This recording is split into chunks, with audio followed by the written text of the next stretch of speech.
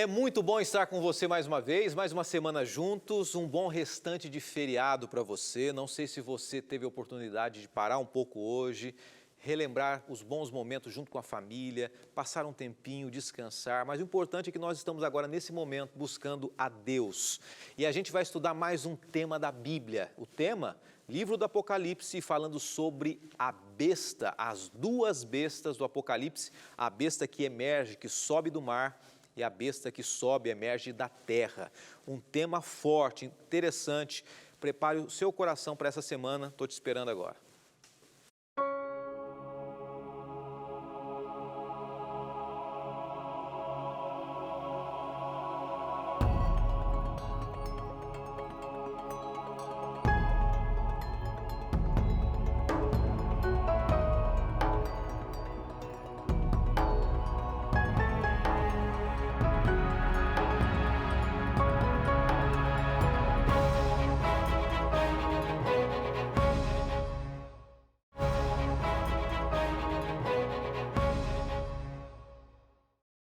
Mais uma semana juntos. Deixa eu dizer uma coisa para você. Nós estamos na penúltima semana do estudo Apocalipse, o fim revelado. A gente está no penúltimo tema. Semana que vem, a gente vai ter uma semana muito especial aqui. Então, nós não teremos o programa semana que vem, mas nós teremos uma semana toda preparada para você. Tá? A gente vai trazer novidades ainda, um orador, um pregador especial que vai fazer parte da Novo Tempo, você deve estar acompanhando nas chamadas aí, e com certeza algo que vai tocar o seu coração, falando sobre a restauração que Deus faz na vida de muitas pessoas. Todos nós precisamos de restauração, né? Então, conte com a gente, vai ser uma semana muito especial. Então, essa semana, a gente está fechando esse tema, né? Um tema muito especial que é sobre a besta que sobe da terra e do mar, um tema forte. Semana que vem a gente tem uma semana especial e na outra a gente encerra o tema do Apocalipse. Mas isso não faz com que você pode deixar ou possa deixar de enviar para a gente a sua mensagem pedindo material, porque a gente faz questão de enviar mesmo assim, tá? As 7 bestas, a gente mencionando aqui sobre as bestas, sobre vários temas, se encontram nesse material Apocalipse, o fim revelado, tá?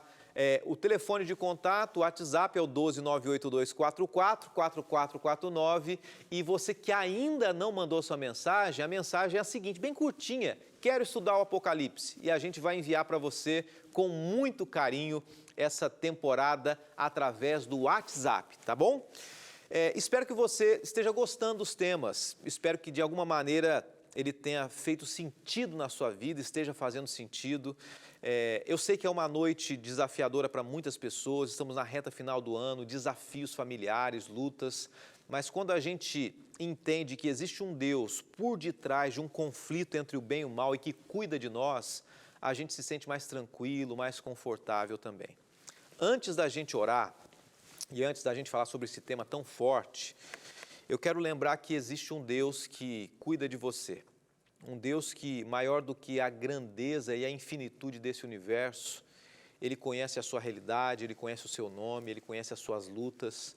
Em cada tema apresentado aqui, por mais teológico que seja, por mais que você entenda que parece que não tem uma relação direta com a sua vida, mas a gente tem que entender que por detrás de tudo isso existe um Deus que está reparando todas as brechas, todos os problemas e consertando, e um dia Ele vai resolver tudo isso.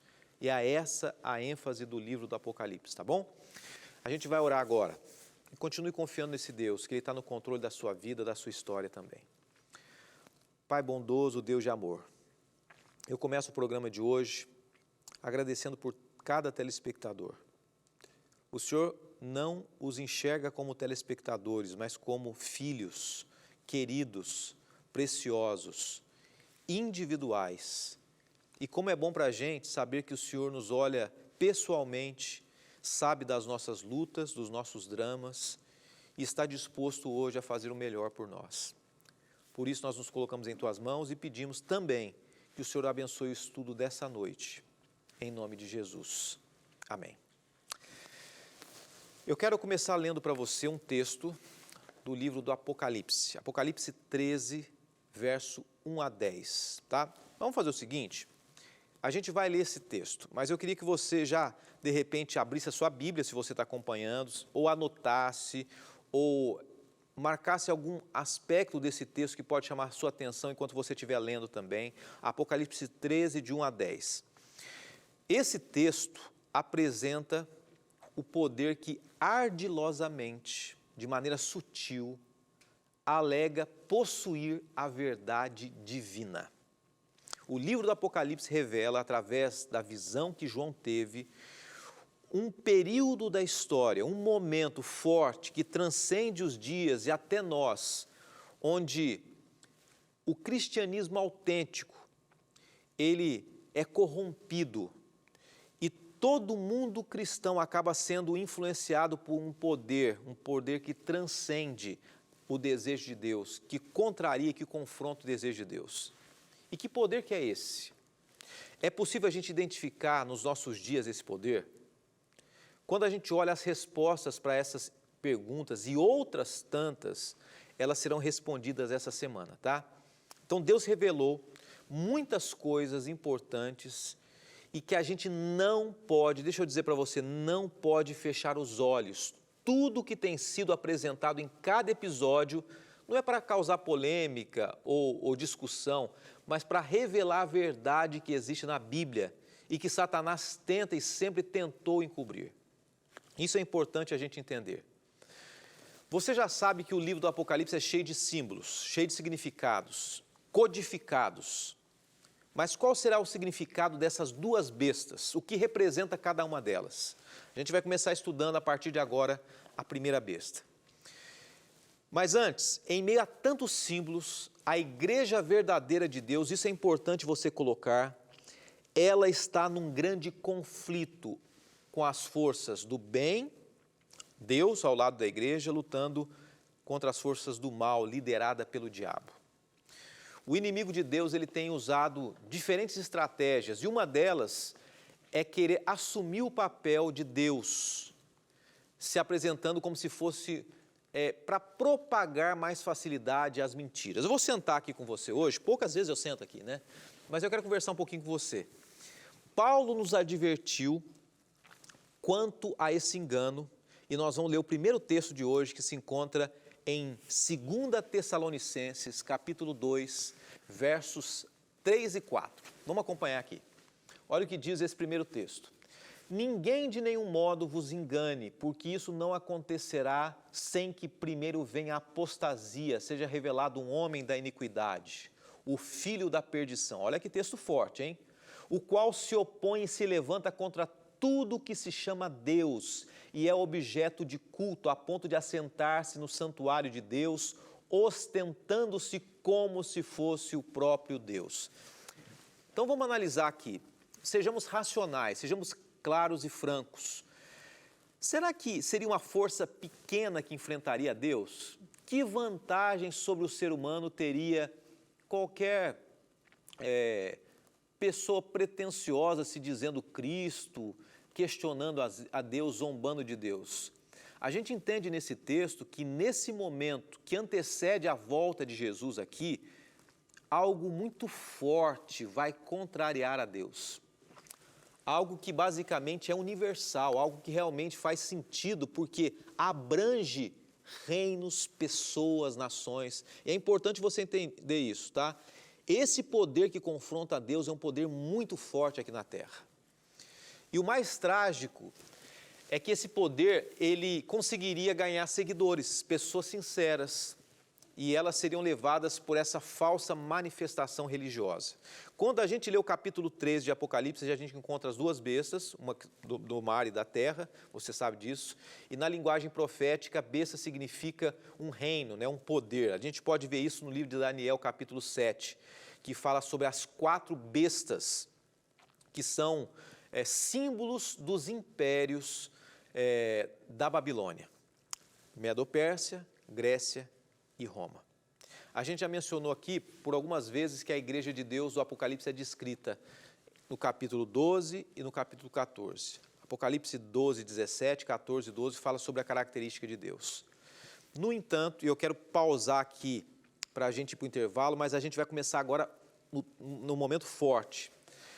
O Apocalipse ele apresenta a antagonista, a força contrária à igreja verdadeira, uma besta, um poder, uma instituição que se torna e representa o mal, empreendendo inúmeros esforços para derrotar os filhos de Deus. A gente encontra então uma besta que sai do mar e outra que sai da terra, como eu disse. Eu quero com você aqui analisar o primeiro texto do Apocalipse que tem referência com a besta, e a gente vai ler. Vi emergir do mar uma besta que tinha 10 chifres e 7 cabeças, e sobre os chifres 10 diademas, e sobre as cabeças nomes de blasfêmia. Então, João vê sair do mar uma besta. Mar representa o quê no Apocalipse? Povos, nações, multidões. Movimento. E eu queria que você pensasse em algo muito importante. A imagem, olha essa imagem que você percebe aqui. Uma besta, um animal terrível, estranho, né? Cheio de chifres. O próprio livro do Apocalipse vai esclarecer alguns pontos dessa revelação. Quando a gente vai para o capítulo 17, há uma explicação sobre os símbolos. E a gente passa a entender um pouquinho o significado desse símbolo. Uma coisa que é importante a gente pensar é o seguinte, tem muita gente que começa, vou usar um termo, viajar em cima dessas imagens do Apocalipse. Começa a criar coisas, se apega tanto a esses símbolos que começa a supervalorizar, a fazer com que isso se torne algo como se fosse o centro do Apocalipse. Não. Isso são apenas mensagens de Deus sobre o conflito entre o bem e o mal. Apocalipse 17, 9. Aqui está o sentido que tem sabedoria. As 7 cabeças são 7 montes nos quais a mulher está sentada. 7 montes, 7 cabeças nos quais a mulher está assentada. Aqui no começo a gente tem uma chave para interpretar sobre a besta. E eu quero trazer para você aqui uma frase. Os escritores clássicos como Horácio, Virgílio, Gregório, Marcial e Cícero identificam Roma como a cidade das 7 colinas, as 7 cabeças. E mulher na Bíblia, no Apocalipse, representa o quê? Igreja. A gente já começa aqui direto ao ponto, sem rodeios e com muito respeito, mas com a autoridade da Bíblia dizendo o seguinte, que existe uma igreja, existe uma autoridade religiosa que estava colocada sobre essas 7 colinas. Que 7 colinas eram essas? Você vê aqui alguns nomes delas, né? Viminale, Palatino, 7 colinas. E nesse lugar, diante dessas 7 colinas, está hoje, onde? Qual nação? Qual país? Roma, a capital da Itália. A descrição do Apocalipse continua dando outras características desse poder. E a gente vai analisar outras características desse poder que tem uma relação forte com o anticristo e é a primeira besta que emerge do mar. Daqui a pouquinho, após o intervalo, a gente vai ler Apocalipse 13 e eu quero que você leia com a gente, entenda, interprete, conheça a mensagem de Deus e lembrando que tem alguém que vai fazer uma pergunta e a gente vai responder aqui também no programa Escola Bíblica. Até já!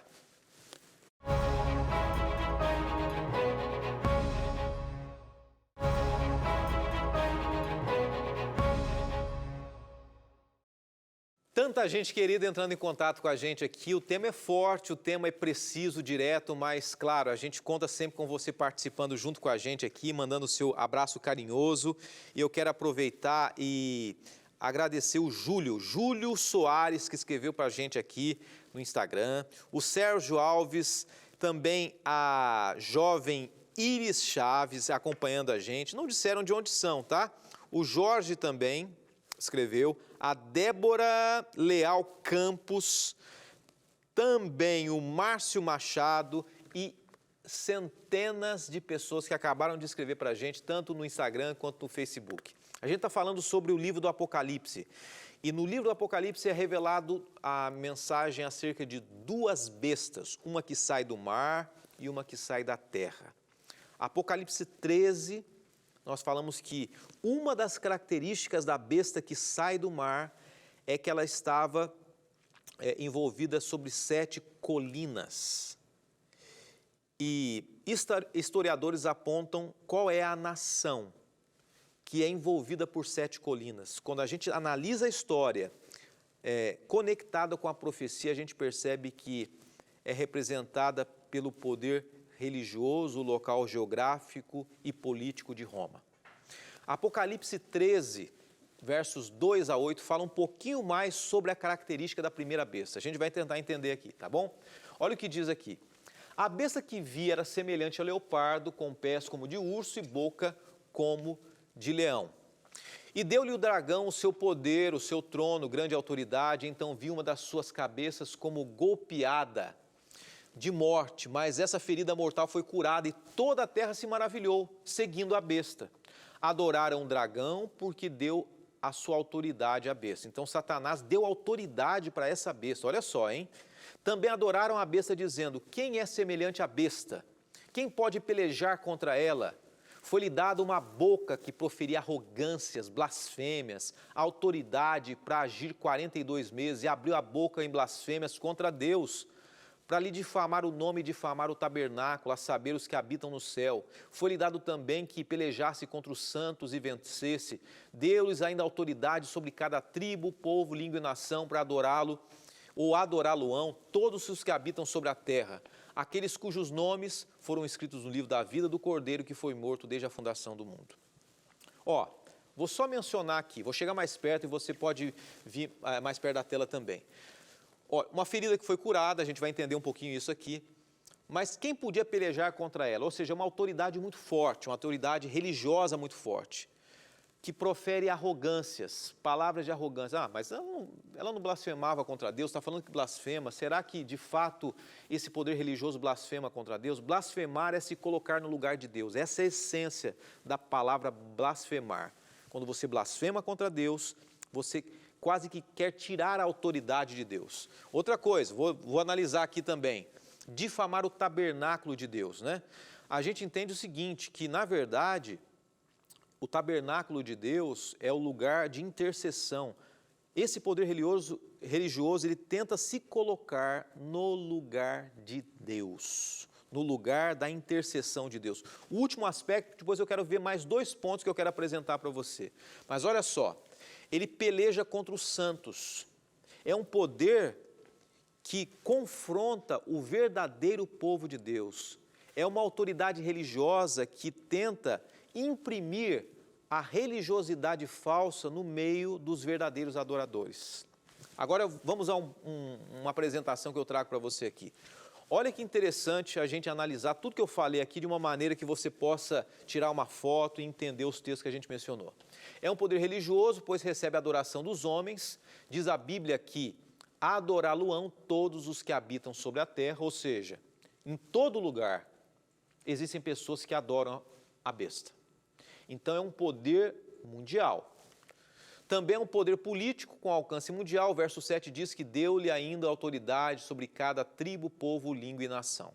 Terceiro ponto. Em um determinado momento da história, perderia o seu poder quando uma das suas cabeças foi golpeada de morte, mas isso não significaria o fim desse poder, porque a sua ferida mortal seria curada. Esse poder blasfema contra Deus, colocando-se no lugar de Deus. Tinha uma boca que proferia arrogâncias e blasfêmias. O povo de Deus seria perseguido por esse poder e sairia como vencedor durante 42 meses ou 1.260 anos, como vimos em outro estudo. A gente viu aqui já esse cálculo. Nos nossos dias, você conhece algum poder religioso que tem uma poderosa influência sobre cada tribo, língua e nação? Você conhece? Esse poder de Deus, ou poder inimigo de Deus, na verdade, ele tem tentado mudar os tempos e as leis de Deus, como está escrito no livro de Daniel. Qual foi o poder que perseguiu o povo de Deus durante 1.260 anos? Aqueles que queriam ser leais à Bíblia, fiéis. A resposta é mais do que clara. e é chocante. No estudo seguinte, a gente vai entender, e vai entender as implicações dele sobre a nossa vida, desse poder religioso e político sobre a nossa vida. Eu quero lembrar você que cada um desses pontos aqui deve fazer sentido, lembrando que nós estamos inseridos nesse contexto de um grande conflito entre o bem e o mal. Eu quero pontuar para você analisar aqui um poder religioso que recebe a adoração dos homens. Somente Deus recebe a adoração, ou merece adoração. Mas um outro poder tem se colocado diante de Deus. Um poder que camufla-se por detrás de uma autoridade religiosa. Um poder que se esconde por detrás, e a gente vai ver um pouco mais isso amanhã, de bons atos. Um poder que confronta a mensagem bíblica do povo de Deus que guarda os mandamentos. E aqui um ponto que a gente pode mencionar também, relembrando o que a gente já destacou, o segundo ponto diz assim, é um poder político. Toda vez que a gente percebe que existe uma influência da religião no mundo, normalmente ela está conectada com a política. Normalmente ela está conectada. E conectada com grandes líderes religiosos, com pessoas de influência.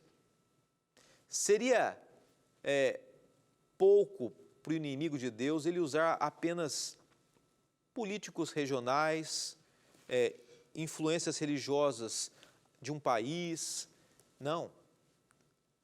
Diz assim que o dragão, ele usa essa besta com uma autoridade mundial. E esse ponto que a gente viu aqui, todas as nações, por mais que existam pessoas de várias denominações, vamos tentar pensar aqui, existem os hindus, existem os muçulmanos, existem os cristãos, existem os ateus, cada um tem a sua religião, cada um tem as suas leis, os seus princípios, os seus valores, mas essa autoridade religiosa, ela consegue quase que conciliar, abraçar, ter um fluxo muito forte com cada tipo de religião, com cada credo religioso, porque ela é forte e ela se envolve com a política também.